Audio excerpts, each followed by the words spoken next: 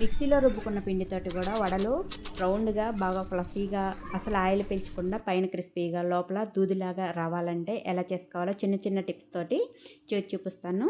First 2 గంటల పాటు నానబెట్టుకున్న మినపగుళ్ళని వాటర్ ఏమి రాకుండా మిక్సీ జార్లోకి వేసుకొని రుచి సరిపోని ఉప్పు కొద్ది కొద్దిగా నీళ్ళని వేసుకుంటూ పిండిని కొంచెం గట్టిగా మెత్తగా మిక్సీ పట్టేసి గిన్నెలో తీసి పెట్టుకోవాలి. ఇప్పుడు ఈ పిండిని ఒక 5 నిమిషాలైనా కంపల్సరీగా ఇలా బీట్ చేసుకొని కొద్దిగా నీళ్ళలో ఈ విధంగా వేసామంటే పైకి ఇలా తేలాలి. ఇప్పుడు ఈ పిండిలోకి జీలకర్ర, కట్ చేసి పెట్టుకున్న ఉల్లిపాయ, పచ్చిమిర్చి, కరివేపాకు, కొత్తిమీర వేసుకొని కలుపుకొని పెట్టుకోవాలి. వడలు ఈజీగా రౌండ్గా రావడం కోసం ఇలాంటి గ్లాసుని తీసుకొని కాటన్ క్లాత్ తీసుకొని వీడియోలో చూపిస్తున్నట్టు ఈ క్లాత్ని అంతా కూడా వెనక్కి ఇలాగా పట్టి ఒక రబ్బర్ బ్యాండ్ కానీ క్లాత్ ఎక్కువగా ఉందనుకుంటే గట్టిగా ముడైనా సరే వేసుకోండి. ఇలా చేసిన తర్వాత ఈ గ్లాస్ని నీళ్ళల్లోకి ఈ విధంగా వీడియోలో చూపిస్తున్నట్టు ముంచి చేతిని కూడా నీళ్ళ తడి చేసుకొని తగినంత ఈ మినప్పిండిని తీసుకొని ఈ క్లాత్ మీద పెట్టేసి వడల్లాగా ఒత్తుకొని వేడివేడి ఆయిల్లో వేసుకొని మంచి కలర్ వచ్చినాక తీసేసుకోవాలి.